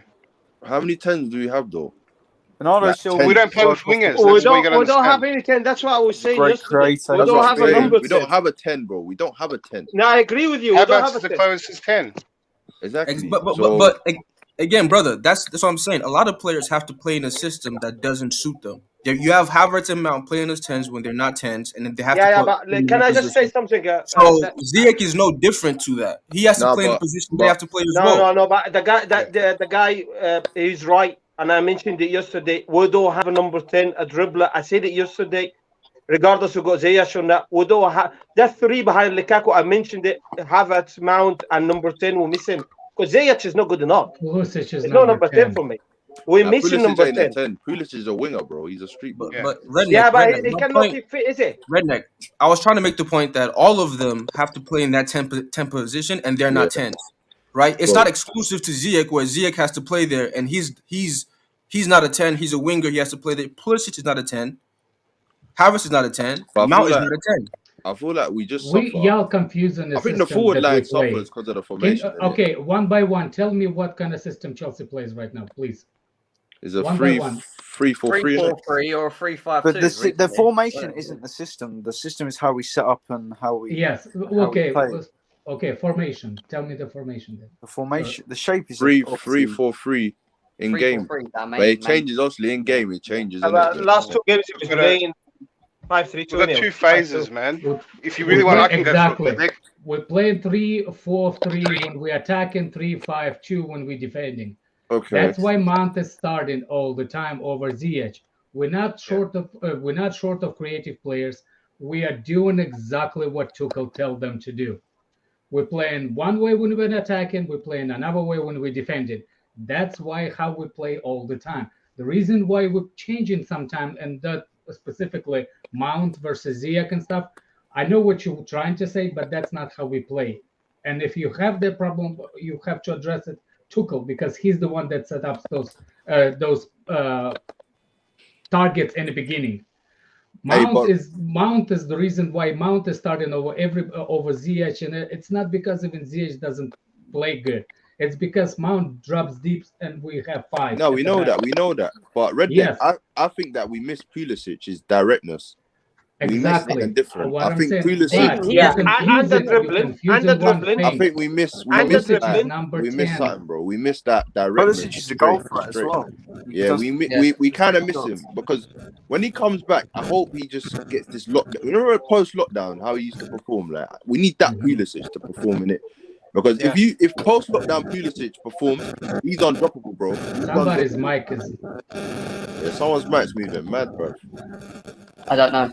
I don't know who it is. Oh, we got Blue Ice here as well. Blue Ice. What do you want to say on Ziyech before we move on to Callum Hudson-Odoi, which is the next? Oh my call? days. Yeah, Another we got subjective topic. Hey Jem, how you doing, man? Thanks for having me. Yeah, Ziyech is I think it's time we look at ways of maybe writing him off. To be honest with you, because I think you guys have nailed the coffin, put the nail in the coffin by saying that at 28, if he's not able to produce what we saw at Ajax, then I'm not sure. And then this whole thing about players not playing their natural position, I think it's garbage, because if you're a top player, you should be able to adapt. We've seen Mason Mount play different positions, and we know he's not really a 10 or a 7. I've seen Mason Mount play on the wing. I've seen Mason Mount play 4. I've seen Mason Mount play number 6. So this whole thing about a player saying, "Oh, I'm not in my right role," for example, Cho complaining that he's not in his right space, that doesn't work. You got to show that you got. Yeah, but that's different, bro. That's different. No, hold on. Let me land, bro. Thank you. I appreciate you, man. Thanks. But like as I was saying, if you're in a team like ours today, if you cannot be versatile, if you cannot come out as a two-way player, defense, offense, then you're going to be on the bench. And for Ziyech is too predictable. He's such a left-pivoted player that it's just, if I'm a coach against Chelsea and Ziyech is playing, it's just going to be so easy to defend against Ziyech. So I'm pressure. sorry. That is it. And he loses the ball. It's bouncing off him. Yeah, and he doesn't know how to run. Another thing Ziyech doesn't know how to do, or maybe he hasn't brought to his game, especially in English football, is You got to be able to run first before you make those passes. You don't stand in one stationary position and expect to make those passes in the EPL. You're going to get clocked. I get that. I Yeah, get that. that's all I got to say, man. Let's move on Bro, because Ziyech we can talk talk about about. Ziyech. Go on, Like, Pastor. listen, I think with Ziyech we are recouping losses. To be honest, like in the first half, he had 3 chances to pass to Werner, and Werner could have scored like hat trick, but he's slicing the ball away. He's looking down and giving a feedback. Like, what the fuck are you doing, bro? Like, it's not about positioning. It's just like he's not good enough. He's just not good. Why is he slicing the ball? Like, he has got like time in his feet. Like, he can calm and then pass, look up, pass to Werner. Simple. And in the second half, Werner is up front. He has like too much space and he shots the ball. Like, bro, like go a bit like 2 feet more up front. Like, do something. Like, I'm done. Anyway, with it. yeah. No, Klastreff, I agree, mate. I think, to be honest, a lot of people's thoughts on Ziyech is that he's just not good enough. It hasn't been good enough. He doesn't deserve any more opportunities. But there's another individual that we do need to quickly talk about as well before we obviously sort of sign off stuff. But Callum Hudson-Odoi, again, has been given another opportunity to start. I thought he was pretty non-existent in many. I think he played better in the second half. First half, he was just ineffective. Couldn't get involved. In the second half, he had glimpses. He was getting back into the game here and there. Is he another one that's just not taking his opportunity, or is there an argument that he's just being played out of position still? I think it's a bit of both, innit? It's a bit of both, really, because it's like he's not really a right wing back, and then when he does play, he does the same thing. Like, there's nothing new. He tries to, I don't know, go down the wing or try to go inside. The decision making from him is very poor. I feel like he should have just went to Dortmund. He should have went Dortmund, innit? Got the loan and come back in it. It wasn't him, it was the Tuchel that stopped it. I feel like he should have pressed more. I think he should have pressed more. Like, me personally, I would have pressed because I want to play in it. I don't want to sit on the bench. But with their own in it. With Callum, I feel like yesterday it was like a 6 out of 10 performance. I don't think he was awful, but every time he gets into that position on the right hand side where you want him to take on a man, you want him to be explosive, you want him to almost do what he did before his injury. He always seems to overthink it and try a little bit too much, and then the pass isn't always on. So, but do you think he looks better on the left? 100%, 100%. He's a great winger. On the right, there's only one thing he can do. To 4.5, he was better. On the right, all he has to do is just go down the line. Talking about talent players, put a cross in, innit? Ziyech or him? I think with Callum, he need the game times. So the best thing for Callum to go on loan, and he play. Yeah, Borussia, innit?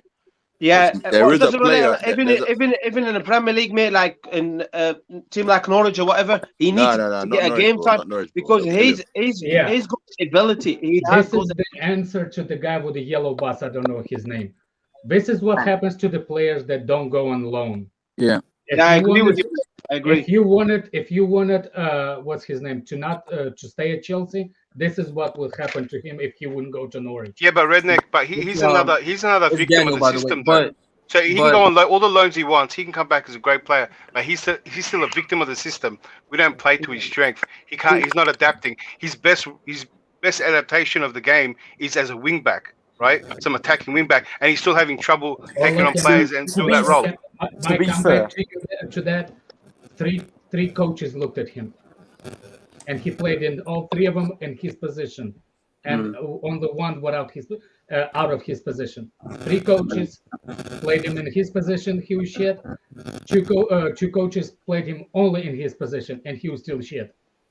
No, you can't say he was shit under Sarri. I think that was probably his best moment. Taking on Sarri. He was alright. The thing is, though, for Bayern to offer 50 mil, right? Guys, where the hell was he playing on the Sarri? Right wing, bro. Right wing, innit? Yeah. So what the hell is this left wing obsession that he has to play left wing for him to be good? When we've seen him on the left, bro, to be fair, that's a good point. When he was his best football for Chelsea was when he was playing off the right? Yeah. That was his best football for Chelsea because he wasn't displacing Hazard off the left. No one was. Right? So the idea that is now the system right mid is different to right wing back. But class of Fam, like he's Daniel. in attacking positions all the time off the right, and he was in this game as well. He just needs to get better, and I think he will with game time. Since he's come back from injury, he's looked better on the left than the right. Am I not lying? No, Dan, I'm with you. I'm not saying nothing about the left. When I say he's a victim of the system, that we're not playing with a pure winger, that he has to play wing-back role, and he can't play that as good. And even when it comes to playing as an attacking winger, he doesn't have to come back. He just go forward. He's struggling in his previous best role. He needs right? I agree. He does need a loan because you can't. And I'm a massive fan of Callum Hudson-Odoi. I really like him. You're his biggest defender. You can't put it down just to the position. If he's had a poor game, there's an amount of criticism you've got to say about him. To be fair, he does need a loan. You know, everyone's saying about how. Yeah, but do you want him to come back? Let me down. Do we sell him or do we give a? Because even if he comes back, Declared, 1 second. Declared. 1 second. Let him finish. My point is, even as Redneck said, you know, with Gilmore going on loan to Norwich. He went to Norwich, and even if they get relegated, he's getting games week in, week out, and he'll still progress as a player. He'll still have good games. If Callum had a loan, maybe not to a Norwich, maybe a bit higher, and they still did shit, but he played well, it'd still help him confidence. So I think we need to loan him. It doesn't really matter who it is too, as long as it matters. It matters. Bro, it matters. Gilmore has more balls than Cho ever did. Gilmore has more balls than Cho ever did. No, that's not fair. That's not fair. Cho wanted to go on loan. The club said no. That's not fair. Let me say one thing. Listen, my man. You're a bit too harsh there, mate. He's only 20 years old. Listen. That's not fair. Yeah, 21 years old. Hold on. I'm only saying it's not fair because he wanted to go on loan. He wanted to go on loan to Dortmund, and we said no. So he wanted to go out and challenge himself. He wanted to go out and play. Yeah, he wanted. He knows the situation. So I can't blame him. If he wanted to stay and didn't want to go on loan, then I would say okay, he's comfortable making 120. Do you know the reason why they stopped? Wait, sorry, what? Why did Chelsea stop that loan? Tuchel said no, bro. Tuchel. Yeah, it's not the reason why. Listen, I'm sure there's several reasons. First, I'm sure one of them is the fact that we don't like Dortmund very well right now. So I'm sure that's one of the reasons. But I don't know what the reason is. Salary, because you know he makes 140 grand a week, right? I hear you. It was money, man. No. I hear you, but we managed to loan out. The money. We managed to loan out. No, it's not about the money, mate. Because he wanted to go on loan. Yes, and they wanted him. Yes, but Tuchel said we stopped it. He didn't say I stopped it. He said we stopped it. I think because there's no backup in it it for the wing back position. We need a third he backup. He makes 140 grand a week. Not every club can afford to loan player for that amount of money. Yeah, but not every club has to cover the full fee. Yeah, I know, and that's what if we were saying like we only cover 20%? What if Dortmund said we only cover 20%? Yeah, but because the difference in that loan, Redneck, is not the purpose of wages. It's in the purpose of getting into play. Like I bet you for Gilmore's one, we're covering most of it. You don't know. Yeah, I think that's going away from the point a little bit. They take coverage we are of the going money. topic. Let's just stay. Yeah, an agreement's made, Redneck. Because the point is know. And it's money is the big part of it. Why Barkley is not on loan? Why no one wanted him? No, because it's not in the best interest to develop his game. We just want to get his wages off. Okay. Not every loan is in the purpose of getting wages off your book. No. I know that for the youngsters. I don't think he goes on. If he doesn't get any more minutes this season, if his minutes are very low like they were last season, he will be gone. I think they'll sell him. I think he'll want to go as well. I don't think this loan thing is actually going to happen. But you know, it is Jem. But that's how I feel, Jem, because he's 21, bro. So he's got still. Yeah, but hold on, guys. I'll put this to you guys because you guys keep thinking that Cho, even a prime peak Cho, can come into this system, right, and do well in a position where if he goes on loan, he's not going to play wing back. He's not going to play the number 10 roles. He's not going to play midfield, right? He's going to play a nice winger role, right? And then he comes back and then you're going to tell him, well, you can't play the way you played, where you played Yeah, really but well in that team. You're gonna come play a wing back again. but bro, Or try and play. maybe the future, the system might change in the future. We might go to a form next season. Yeah, But we Who knows? might- your we assumption might- is a we sacking on might fire Tuchel Tuchel just to get in Cho the best out of December. Cho. Sacking on Tuchel. Tuchel only plays a back three because he don't Tuchel trust the can get defenders in fired the in back. December. We play the No, no. system because of our defense, bro. No, he was testing that at PSG, man. Bro, And he can change the play system this constantly. We play this system because of our defense, bro. I hope everyone knows that, innit? Yeah. No, man, he had Because yeah, Tuchel's PSG had favorite Marquinhos is in the back midfield four. that eventually dropped off to make a back My three. bro, right? put Christensen in a back two. Like, put him in a back four and tell me how he will perform. Give him 10 games in a back four and see how he will perform rather than a back three, bro. It's the defenders, bro. He only does it Yes, because of defense, all right. bro. But at least Christensen will do way better in that role with two at the back, right? Than Cho still trying to adapt to wing back role, right? Or throw Cho into the number 10 role or the mount role that he does, where he has to drop deep and play as a midfielder and then but he can't do it, bro. channels. Bro, Cho is used to, right? You know that white line on his boots, right? That's what he's used to. As soon as you put him in the middle of the park, he struggles. So wherever he plays, he has to play near the line. Right, this is the same problem with Ziyech. This is the same problem with Pulisic, right? And now Cho's young, and the only good thing about that is maybe a young player can adapt, right? Can learn. He's a sponge, right? And we've given this guy time to adapt, and you want to give him a loan, but I still even think a peak Cho is going to kill at another team, right? But can't fit in this Tuchel system bro, unless he changes it, or unless we're going to limit Cho. But bro, Cho ain't really played like that though this season, like. So Here's what I think. difficult, man. Here's what I think on that. He tactically, it's probably gonna take him some time to get used to playing in this system or playing in any system Tuchel has, because he requires a lot from his players. But just certain elements of his game need to be exactly the same, regardless of where he's playing. I haven't seen him beat a man.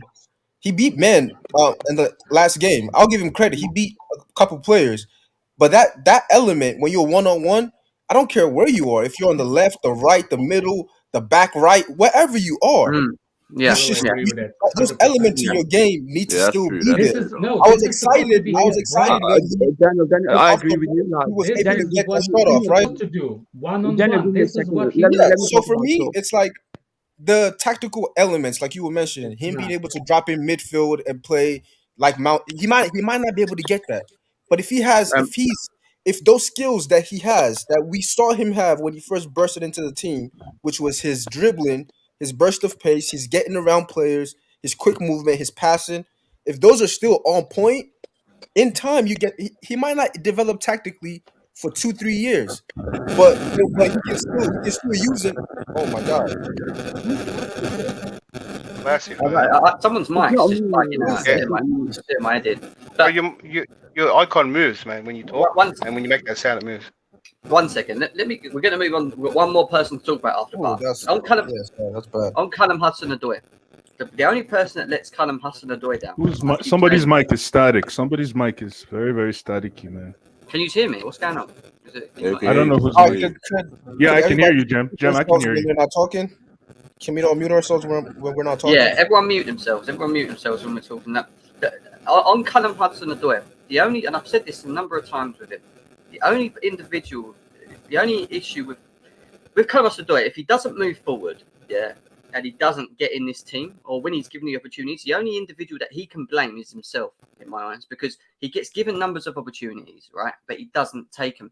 There's been numbers of times in games where he gets the ball, and we know how good he is of a dribbler. And instead of just playing to his strengths, he half-heartedly does a little dribble and goes sideways or backwards.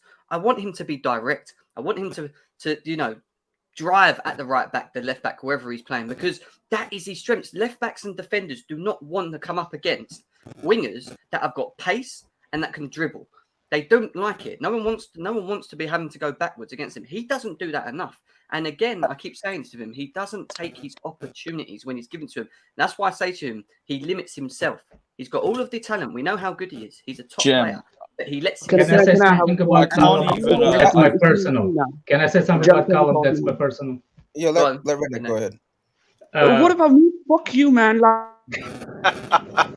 Redneck, Go, class ref. Go, class ref. What Go about ahead. me, man? Why redneck? Come Why on, not class me? ref, Go relax, you. Go man. ahead. Go ahead. Class What ref, I'm, go on. what it Class look ref, like, it's I want to because talk you about talk Joe. shit. Like, That's why, class ref. listen, All let right, me go let ahead, me go, have it, go bro. ahead, class Go, Bro, ref. go, go. No, I'm we gonna leave have the it, best to last, class F. That's why. Yeah, bro. go. Like, I'm just gonna have a little point, and I'm off. I need to go to another stream. Like, listen, the thing is, the reason Joe blame should be on Tuchel and Ziyech and Pulisic for me. The blame is the opportunities are going to Pulisic and Ziyech. Even in the last game, he should have played for Ziyech. Plus, I think he didn't have a bad game. He had a very good game. The Aston Villa players were dirty. 10 fouls, only on all 10 fouls on Hudson-Odoi, and only 4 fouls were given. For me, listen, Ziyech was too close with Odoi. When Odoi was trying to move forward, make his own crosses, Ziyech was just over there. So Tuchel said to Odoi, pass it to Ziyech. He had no opportunity to be creative. So the blame is on Tuchel, Pulisic, and Ziyech, not on Odoi, because when he gets his opportunity, he always takes it. That's class ref. I'm sorry. Does he? You can't. Yesterday, Callum was borderline playing as a winger. I can remember 2 times in the game where he had to track back and be defensive. James had that whole space occupied, and he actually was probably more effective going forward as well. He got the assist. Callum, I think James was making better advanced playing than actual. Yeah, Joe. yeah, And he was probably. Agreed, agreed. That's a problem. Well, when he was going in wings, Ziyech was too close to him. Can you guys? Okay, here's a possibility I want to push to you guys, right? With Callum. Last one. We're moving. Last one. I We think need to move. he's suffering from the tactical responsibility that he has. Because not every young player is a John W. Mikel, where at 18 you go from attacking mid and defensive mid and you can fit tactically. Or even a Mason Mount where they say play left wing, right wing, center mid, attacking mid, and you can figure out the tactics, whether your execution is perfect or not. Tactically, you know what's going on.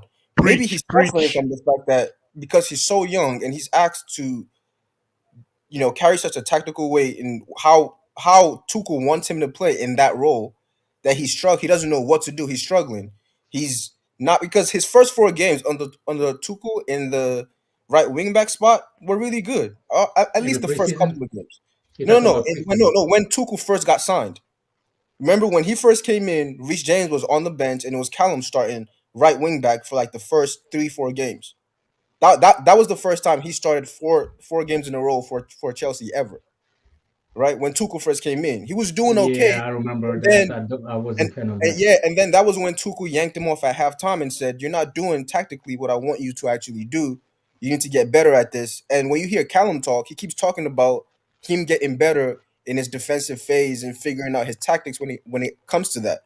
So I think a lot of it for him is and this is okay. Not every young player is good enough to be, there tactically at 20. And I just don't think he is. Tuchel. I love Tuchel, but Tuchel is playing mind games with Cho. I'm not liking it. He's not giving Cho a proper opportunities. Tuchel, I love this Tuchel guy. He's a German beast. He's a very good manager, but he's playing mental games with Cho, and I'm not having it. I'm not having it. All right, class ref. That's fair enough. You make me laugh, class ref. Never change, please. Never Timo change. Werner, last 10 minutes of the show. Let's do 10 minutes to go. Keep it short and sweet. Timo Werner scores his goal. All right, he did it. It wasn't the winning goal. We ended up drawing. He struggled to be effective in the first half, probably because of the Hakim Ziyech and the people around him just not giving him enough, very isolated in the game. But in the second half, he was a lot better. And I thought he had an overall decent performance again. I mean, Dan, Timo Werner scores. That's what you wanted to see, right? I was See you, Jim. Can I skip this one? No, you can't. Daniel, we know you don't like him. So come on. Dan, I only came on to hear your review, man. Let me give it straight. Good goal, great goal, and that's what I love to see that. Right? Great goal. But it was a great header for Timo Werner. That was a great header. I guess so. Based on That his productivity. being said,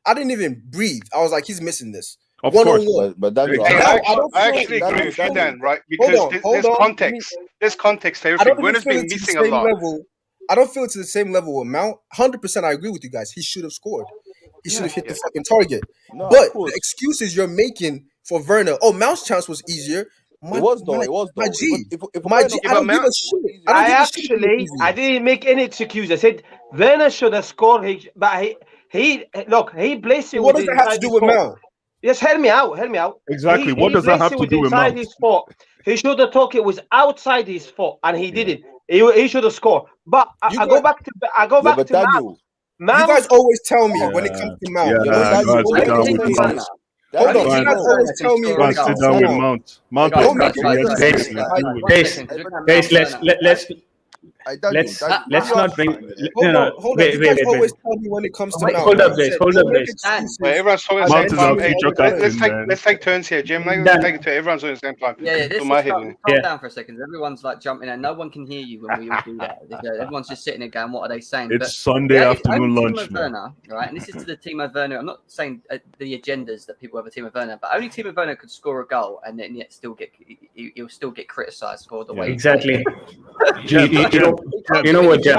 We want him to score goals. Because we needed more than one goal. That he ain't Jim. scoring goal. When he Jim. Dan, let me just quickly make a point, right? Listen, Jem, this guy Werner didn't even know.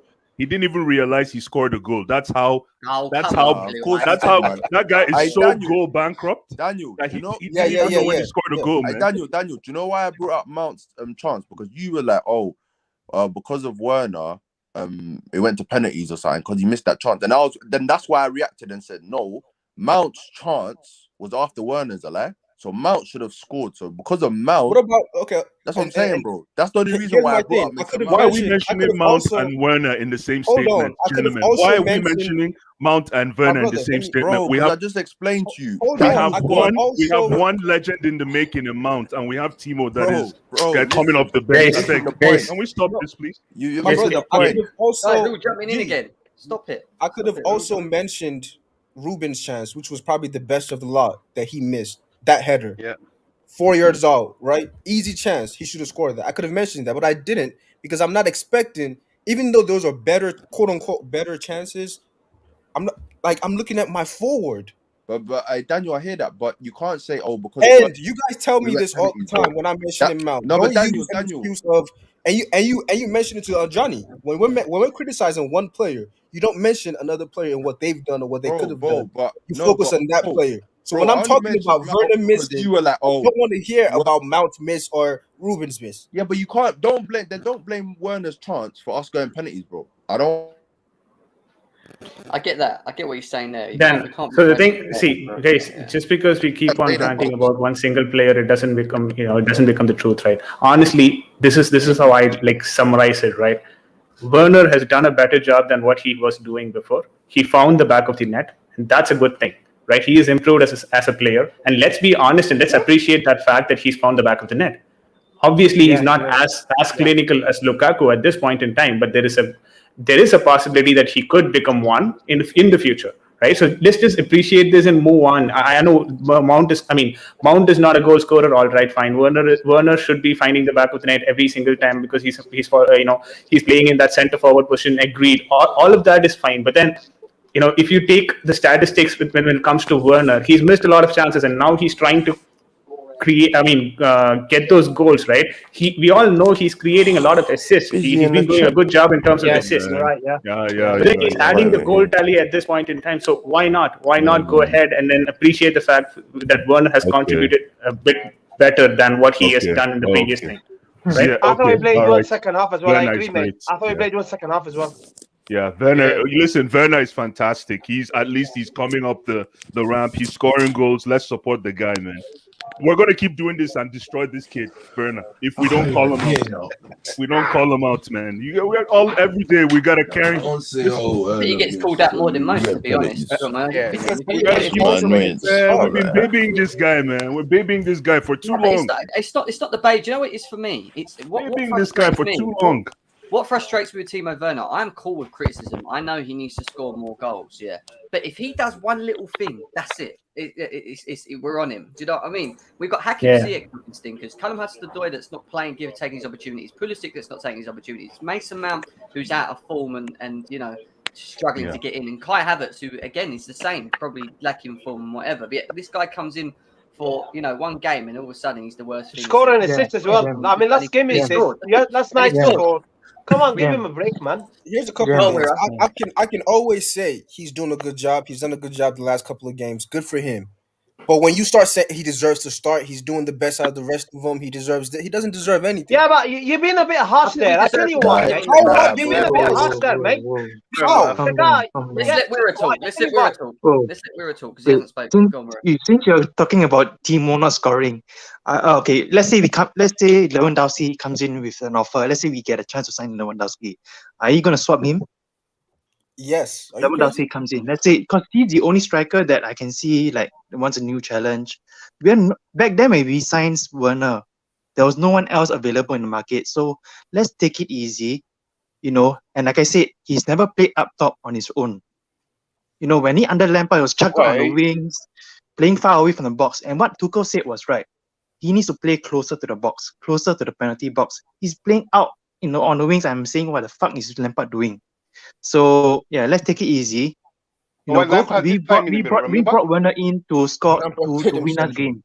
Be it goals or assists. Goal contributions, I don't know how many he got last season.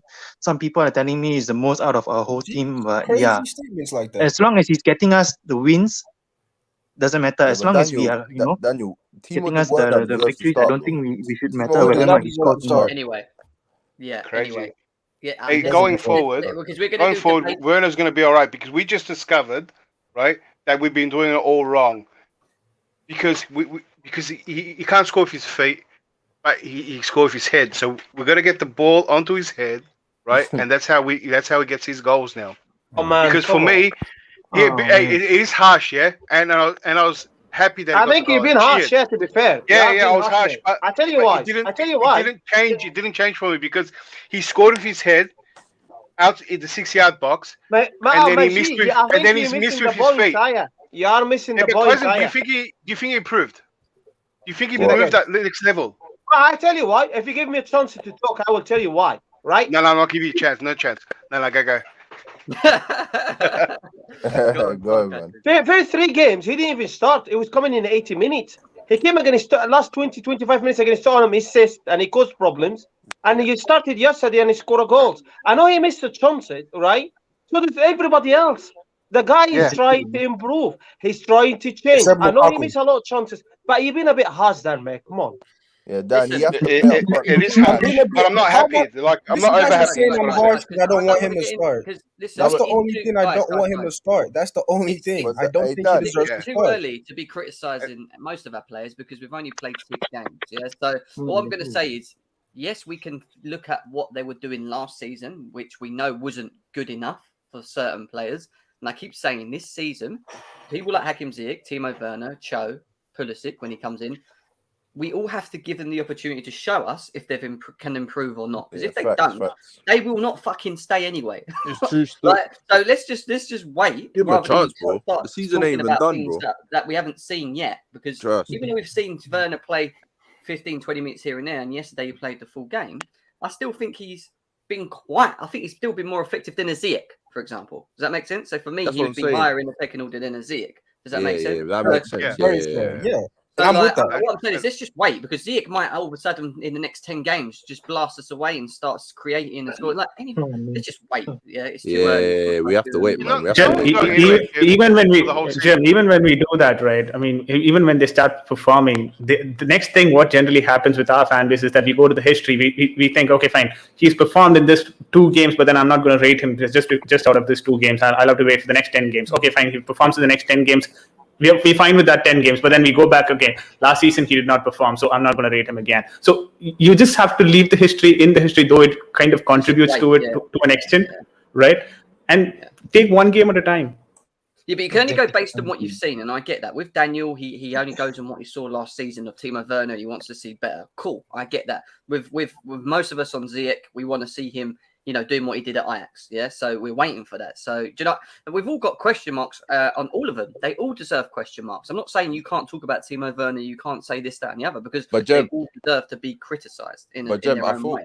Jem, I feel like we have to test out this Werner Lukaku. We ain't really tested I agree. it. It looked all right against Tottenham. I thought we got to test it and see if this can actually work, because we've tested everything else, but we haven't really tested this in it from the start. So this might work. We had a half at Tottenham, bro.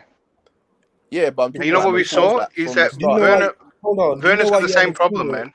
Because Werner's competing with Havertz.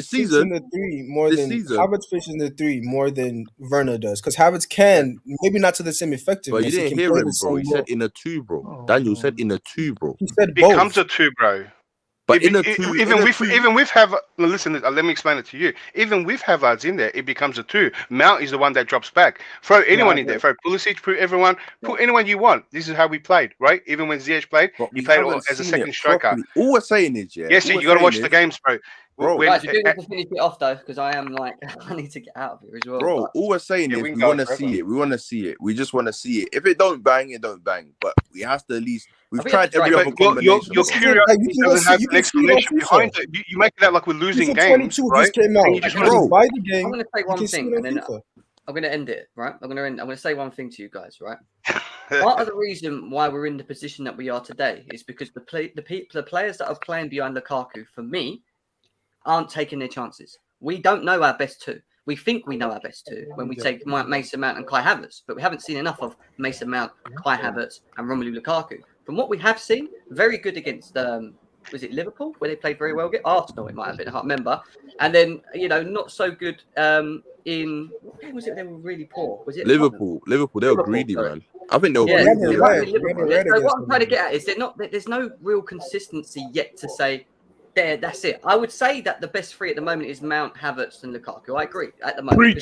Preach. However, the reason we're still talking about maybe a Werner, maybe a Pulisic, maybe it's because we're not 100% sure that what we're seeing at the moment is the best of what we got. And I don't think Tuchel knows it. I think Tuchel's still having that kind of issue to suss who is his best three, proper best three. Because they're not taking their chances. I don't think all of them. Mason Mount's been dropping stinkers the last couple of games. Havertz might be tired. I don't know. He's not in form. Timo Werner's not been playing. He's coming in and out of games. Give him a go. Pulisic will come back from injury. He will get a chance. Ziyech maybe later on in the season might find some form.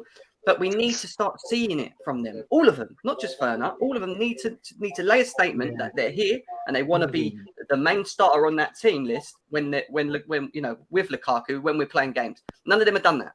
None of them have done that up to now, and that's why we're sitting here saying try different things. That's all. And yes, we ain't losing games. I get we're not losing games, and we're still winning them with them. But look who's scoring our goals, man. Defenders and Lukaku. That's fantastic. I think that's a fantastic thing, Jem. That's a fantastic thing that we have. Yeah, it's a good thing, man. It's a good thing. It's a good thing. The guys behind them that are there, they should be. They Yeah, but they open the channels for the defenders to score. It's true. But Jem, I agree with you. Blue eyes, you're right, bro. But because of that, I'm saying give these guys a time to build chemistry. Give these guys a time to gel. They haven't played together. You know what I'm saying? Like, I get based on like the 15-minute sample of Lukaku and Werner, we're like, okay, this is definitely going to work. I don't think so. I think it's going to have the same kinks that Lukaku and Havertz has. Are you saying Lukaku and Werner is going to work as a combination?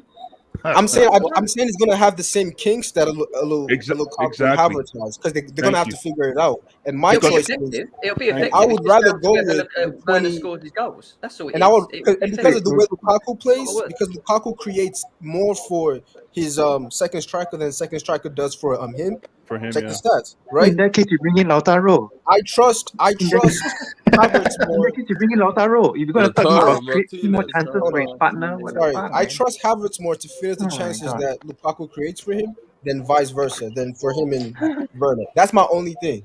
But am I saying I don't ever want to see Werner and Lukaku? No, of course I do. Just not for City. Yeah, and on that note, guys, we will finish off because I've got to shoot. Thank you guys for tuning in. Thanks for having me, mate. Appreciate that. Thanks, guys. Appreciate that. Have a good day. Yeah, big up to you. Big show again. Dan, my boy, always good to have you here. Kasim. What is your name, M? What is your name? I don't know your name. Michael. Michael. Yeah. We got Declared, VJ as well. Wira, all you guys, thank you all for tuning in. We are going to do the Chelsea Man City match preview tomorrow because I'm heading to Stamford Bridge on Saturday. What time, Jim? What time? Same, I guess. Sure. I might, because I need to get the afternoon Prem show in as well. So I need to do 2 streams really in one day. So you might see 2 streams. Predictions, guys. 2-1. Predictions, probably 2-0, man. I'm confident. We'll that's tomorrow. We'll talk about that tomorrow. We've got a lot to do. Combined 11s. We'll try and see if I can get a City fan to join us. If I can find any of the bats from somewhere. So we'll move anyway, guys. Enjoy the rest of your day. Take care of yourself. God bless, and we'll talk to you in a bit.